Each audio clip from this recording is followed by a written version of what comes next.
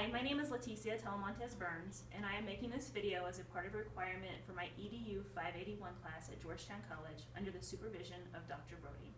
I'd like to introduce you to Ms. Kristen. She is a first-year teacher, and I'm going to share with her some resources we have for teaching our English language learning students. Hi, Ms. Kristen. Hi. So first of all, I'd like to tell you that Kentucky is a part of the WIDA's consortiums, and they have a lot of resources that we can use for ELL students.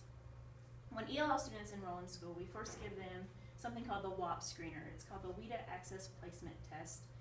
And what it does, it gives us an idea of where these students are on their English language proficiency levels.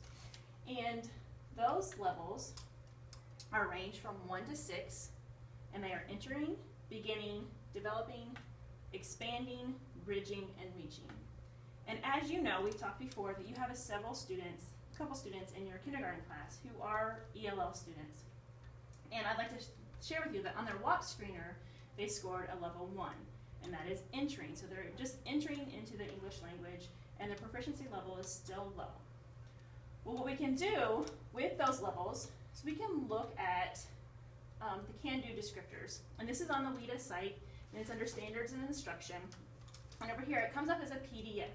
So what you do is you have the level that your students are on, and you select the PDF, and it opens it up, and it gives you what they should be able to do at that level based on the content. So is it reading, writing, speaking, or listening?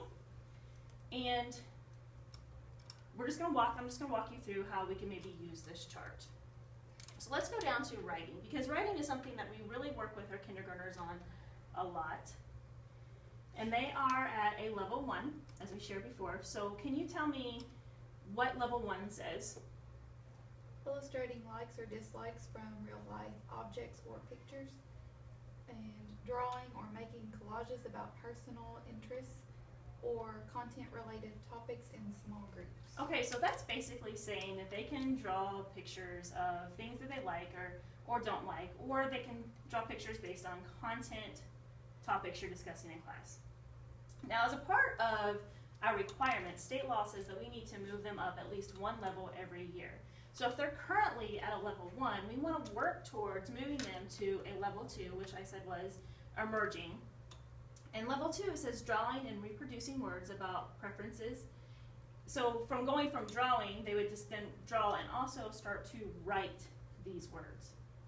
So as you're introducing topics and concepts, I know you do a lot of illustrations in class, which is great for their level.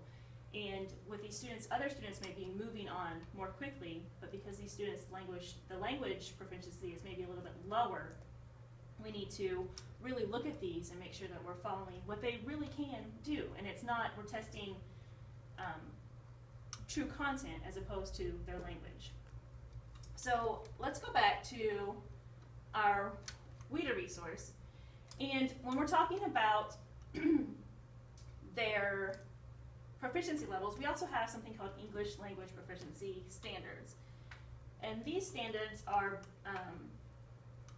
the social and instructional language, language of language arts, language of mathematics, language of science, and language of social studies. What's really great about this resource is that you can go in here and you can select, you have a kindergarten class, and you're going to do a formative assessment. And we're going to talk about language arts, right? And we're going to do writing, because that's what we were just talking about.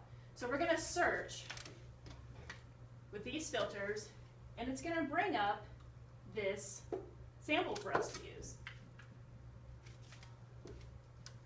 And it tells you what they can do at each level, 1 through 5. Because once they're at 6, they're making that transition into true English proficiency, and they're equivalent with their peers.